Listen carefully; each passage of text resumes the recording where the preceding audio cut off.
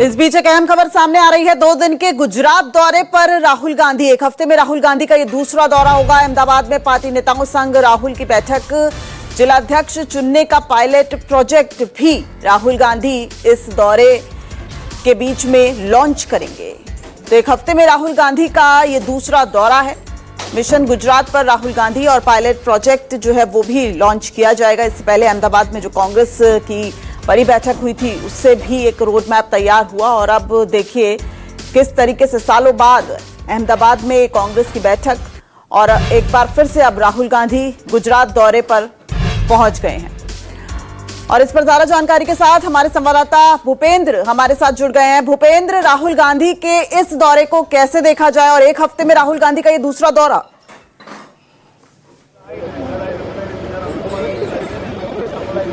बिल्कुल बहुत ही महत्वपूर्ण दौरा माना जा रहा है, क्योंकि इसी दौरे से जो है जिस तरह से उन्होंने जो अधिवेशन के अंदर एक मंत्र दिया था, नूतन कांग्रेस और नूतन गुजरात जो है संगठन सर्जन के अभियान की शुरुआत जो है इस दौरे से हो रही है। करीबन 40 मिनट के आसपास का वक्त हो चुका है। राहुल गांधी को अहमदाबाद कांग्रेस प्रदेश कार्यालय पहुंचे हुए बैठक की शुरुआत हो चुकी है।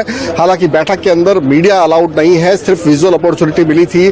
तमाम जो राष्ट्रीय पर्यवेक्षक है वो, इसके अलावा कांग्रेस प्रदेश कार्यालय के पर्यवेक्षक, तमाम लोग यहां बैठे हुए हैं और एक पायलट प्रोजेक्ट के तहत जिस तरह से ये पूरा अभियान शुरू किया गया है, संगठन सर्जन अभियान, उसकी शुरुआत किस तरह से होगी, क्या उसकी रूपरेखा रहेगी, कैसे उसको अमलीकरण का जामा पहनाया जाएगा, ये तमाम चीजें जो है आज निर्धारित की जाएगी। जिस तरह का एक फॉर्मूला तय किया गया है 1+4, यानी कि एक राष्ट्रीय पर्यवेक्षक और 4 प्रदेश कांग्रेस कमेटी के पर्यवेक्षक, इस तरह से 5 लोगों की एक टीम जो है वो तमाम स्थलों पर जाएगी, गुजरात के कोने कोने में जाएगी और जिलाध्यक्ष की नियुक्ति को लेकर अपना रिपोर्ट तैयार करेगी और उस रिपोर्ट के आधार पर जिलाध्यक्ष की नियुक्ति हो जाएगी। 45 दिन का समय दिया गया है। आज उसी को लेकर यह सबसे महत्वपूर्ण बैठक जो है उसकी शुरुआत राहुल गांधी की अगुवाई में हुई है। राहुल गांधी, वेणुगोपाल और शक्ति सिंह गोहिल जो कि यहाँ के प्रदेश अध्यक्ष हैं, वो एक साथ बैठे हुए हैं और उनके साथ में बाकी के तमाम लोग जो है वो इस बैठक में शामिल हैं। जिस तरह से यह अधिवेशन यहाँ पर किया गया और उसके पहले मार्च में जब राहुल गांधी का दौरा हुआ, उसी समय राहुल गांधी ने संकेत दे दिया था कि गुजरात को लेकर अब बहुत ज्यादा गंभीर है। उसी समय उन्होंने साफ तौर पर अपने कार्यकर्ताओं को, अपने नेताओं को भी सूचना दे दी थी कि अब जो है एसी कमरे में बैठकर आराम करने का वक्त चला गया और जो इस तरह से रहना चाहते हैं वो पार्टी छोड़कर चले जाएं। उन्होंने साफ तौर पर निर्देश दे दिया था कि जिसे भी अब काम करना हो वही उसी के लिए सिर्फ पार्टी में जगह होगी और वो चीजें अधिवेशन और अब ये जो दौरा है संगठन सर्जन अभियान की शुरुआत, उन तमाम चीजों में दिखाई भी दे रही है। जिस तरह से राहुल गांधी यहाँ पहुंचे हैं, उन्होंने बैठक की शुरुआत की है।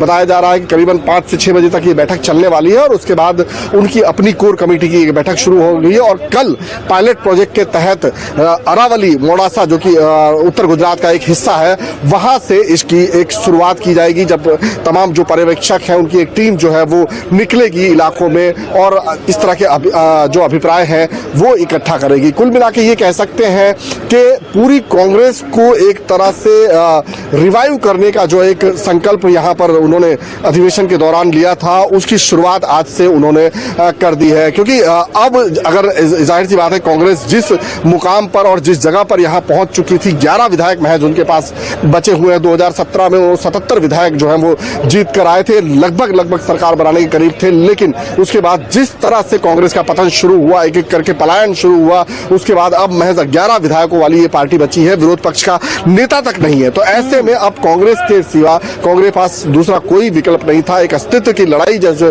कह सकते हैं, वो अपना अस्तित्व बचाने की कवायद जो है वो कांग्रेस को करनी थी और जाहिर सी बात है राहुल गांधी ने बिल्कुल सही मौके पर ये सही शुरुआत की है और ऐसा लग रहा है कि कांग्रेस कार्यकर्ताओं का जोश देखकर, जिससे भी हमारी बातें हो रही है, जो भी ये देख रहा है और तमाम चीजें जिस तरह से अब रूपरेखा के मुताबिक आगे बढ़ रही है, एक सोची सजी रणनीति के मुताबिक आगे बढ़ रही है, ऐसा लग रहा है उनको भी एक उम्मीद बंधी है कि कांग्रेस में अब कुछ न कुछ जरूर होगा, कोई ना कोई अच्छी चीज जरूर देखने को मिलेगी। लेकिन देखना होगा। बहुत शुक्रिया भूपेंद्र पूरी जानकारी के लिए और इस अपडेट के लिए।